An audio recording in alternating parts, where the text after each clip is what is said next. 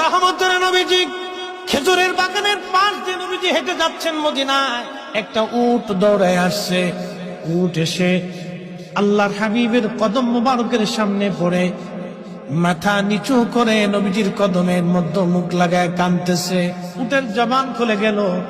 উট কাঁদে আর বলে, ইয়া রাসূলুল্লাহ, ইয়া হাবিবাল্লাহ, নবী গো, আপনার কদমে আমার আরজি। উট, কি জন্য তুমি কাঁদো? বলে, ইয়া রাসূলুল্লাহি, আমাকে শুধু মারে, আঘাত করে, কিন্তু খাদ্য দেয় না, কাজ বেশি বেশি করায়। এমন সময় পিছে পিছে ওই মদিনার সেই উটের মালিক দৌড়ায় আসছে। আল্লাহর নবী বললেন, ও উটের মালিক, তুমি কি উটের মালিক? বলে, হ্যাঁ ইয়া রাসূলুল্লাহ। তুমি কি তাকে খাবার কম দাও, কাজ বেশি করাও এবং মাঝে মধ্যে তারে পিঠাও? বলে, ইয়া রাসূলুল্লাহ, কি করে আপনি জানলেন? বলে, উট এসে তোমার বিরুদ্ধে আমার কাছে অভিযোগ পেশ করেছে। একবার জোরে বলা যাবে কি আল্লাহু আকবার। বিশ্ববিখ্যাত আল্লাহর একজন ওলি ছিলেন, তার নাম হযরত মালিক ইবনে দিনার আল ইরাকি আল বসরি রাহমাতুল্লাহ আলাইহি।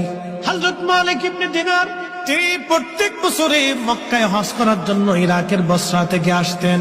এক বছর তিনি হজে আসলেন, হজ শেষ করলেন। হজ শেষ করার পরে আল্লাহর দরবারে দোয়া করলেন, আল্লাহ, আপনি দয়া করে আমাকে জানান কার হজ হলো, কার হজ হলো না। আপনি দয়া করে আমাকে একটু জানান আল্লাহ। উনি দোয়া করলেন, কান্নাকাটি করলেন, আল্লাহ, এত মানুষ হজে আসলো, কিন্তু দোয়া কবুল হলো কি হলো না জানা নাই। আল্লাহ রাব্বুল আলামিন রাত্রিবেলা হযরত মালিক ইবনে দিনারকে স্বপ্ন দেখাইলেন। মালিক